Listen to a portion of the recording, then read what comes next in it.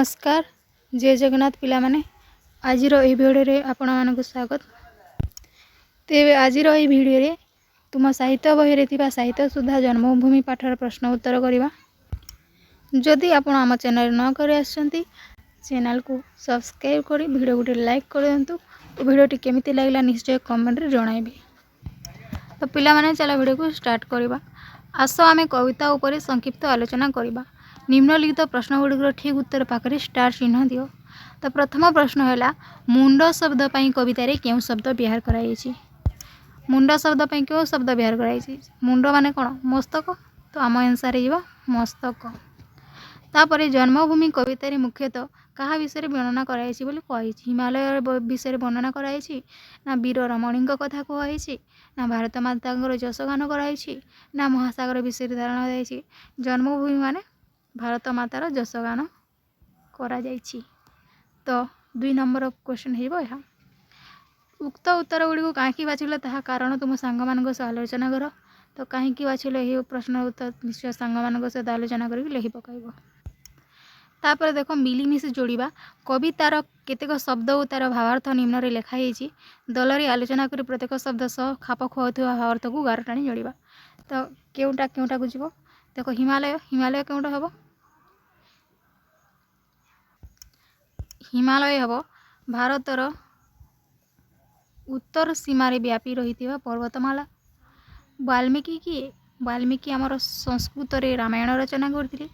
अर्जुन किए, अर्जुन हूँ तृतीय पांडव।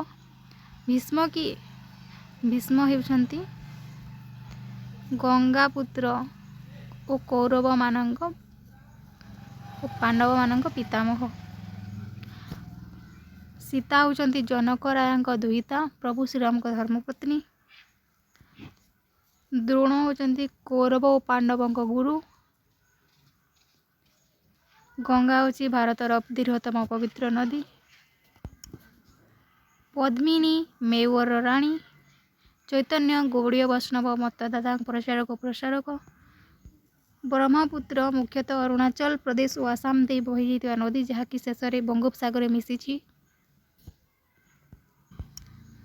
तापर यह पद्यांश को आलोचना कर। निम्नलिखित पद्यांश को मन दे पढ़ और यार भावार्थ को सांग मान सह आलोचना कर। तार सारांश को लेख। तो तुही माँ जन्मभूमि पवित्र भारत भूमि तोहर संतान आमे अटुसरबे। प्रश्न जन्मभूमि कविता को पढ़ी प्रश्न गुड़िकर उत्तर दियो। कवितार वर्णित वीर रमणी मानक नाम लेख। कवितार वर्णित वीर रमणी मानक नाम है पद्मिनी, सावित्री, सीता, दुर्गापति। लिखिदेव पिला माने। तापर 2 नंबर प्रश्न भारत कोटी क्यों पर्वतमाला शोभा पाउअछि। भारत कोटी विंध्य पर्वतमाला शोभा पाउअछि। कालिदास किए तांको रचित कवितार गोटे वाक्यर नाम लेख। कालिदास किए तांको रचित गोटे वाक्यर नाम लेख। काव्यर नाम लेख। कालिदास प्राचीन भारत रे प्रसिद्ध कवि और नाट्यकार। संस्कृत साहित्य श्रेष्ठ कवि मानक मध्य गण्य और तांकर प्रसिद्ध वाक्य है रघुवंशम। आम जन्मभूमिर 2 पार्श्व थिबा जलधिर नाम कौन। पूर्व रे बंगोपसागर, पश्चिम रे अरब सागर। भारत शरीर रे केउं सबु नदी शोभा पाउअछि। गंगा, जमुना, कृष्णा, गोदावरी, ब्रह्मपुत्र, सिंधु। चैतन्य किए, चैतन्य होउछंती गौड़ वैष्णव मतदाता प्रचारक प्रसारक। से कौन करथिले, से भगवान कृष्ण भक्ति को सहज और सरल भाव प्रचार कले लोक मानकु सांगरे नहीं संकीर्तन नाम संकीर्तन करुथिले। तांकु काहेकि महात्मा बोली कहा जाउथिला। चैतन्य को कहीं महात्मा बोली कहुला। से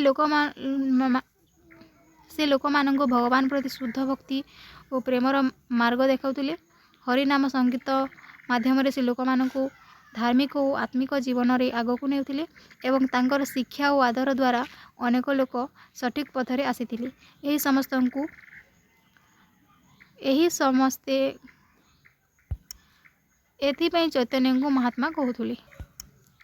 तापर देख क स्तंभर कवितांश सहित ख स्तंभर भावार्थ को संयोग कर।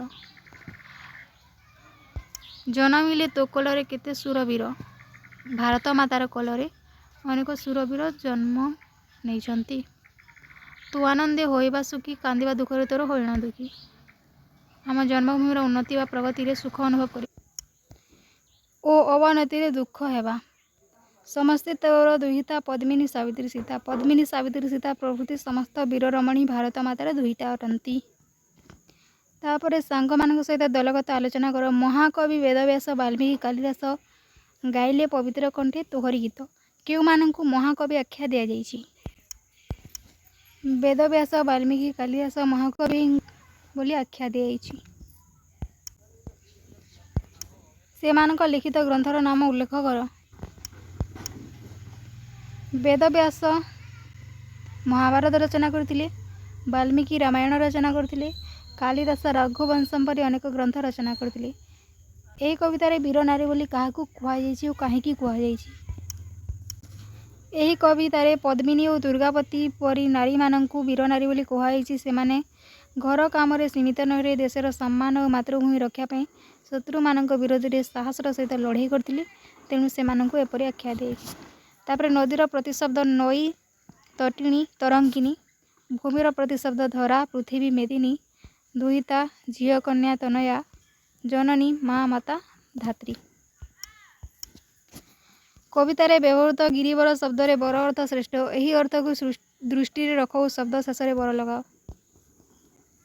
ଋଷି ବର, ରାଜବର, ଦେବବର, ବୀରବର, କବିବର, ଋଷିବର। ଧନ, ସମ୍ପତ୍ତି, ଧନ୍ୟ, ଭାଗ୍ୟଶାଳୀ। ହର, ଶିବ, ହରି, ବିଷ୍ଣୁ। ଶର, ତୀର, ସାରି, ଶୁଆ ଓ ପକ୍ଷୀ। ତୁମେମାନେ ସାଙ୍ଗମାନଙ୍କ ସହ ଦଳଗତ ଆଲୋଚନା କରି ଏହିପରି ଶବ୍ଦଗୁଡ଼ିକୁ ଖାତାରେ ଲେଖ। ଯେପରି ବଣ, ବଣୀ, ବଶ, ବେଶ।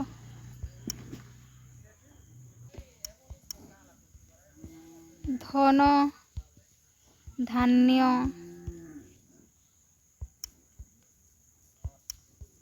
ହର, ହରି। ଲେଖିପାରିବେ। ତ ଏ ଥିଲା ତୁମ ସାହିତ୍ୟ ସୁଧା ବହିର ଜନ୍ମଭୂମି ପାଠର ପ୍ରଶ୍ନ ଉତ୍ତର ସବୁ କିଛି ଡିଟେଲ୍ସରେ କୁହାଗଲା। ତ ଯଦି ଭିଡ଼ିଓଟି ଭଲ ଲାଗିଲେ ପିଲାମାନେ ଭିଡ଼ିଓଟି ଲାଇକ୍ କରିବେ, ଚ୍ୟାନେଲକୁ ସବସ୍କ୍ରାଇବ୍ କରିବେ ଓ ନିଜ ସାଙ୍ଗମାନଙ୍କ ସହିତ ସେୟାର କରିବାକୁ ଜମାରୁ ଭୁଲିବେନି। କାରଣ ଏପରି ନୂଆ ନୂଆ ଭିଡ଼ିଓ ଆମ ଚ୍ୟାନେଲରେ ଅପଲୋଡ଼ କରାଯିବ, ଯାହାକି ଆପଣଙ୍କର ପାଠ ଅନ୍ତର୍ଗତ ପ୍ରଶ୍ନ ଉତ୍ତରର ସବୁ ଡିଟେଲ୍ସରେ ଡିସ୍କସନ୍ କରାଇବା। ପୁଣି ମିଳିବ ଗୋଟେ ଭିଡ଼ିଓରେ। ଜୟ ଜଗନ୍ନାଥ।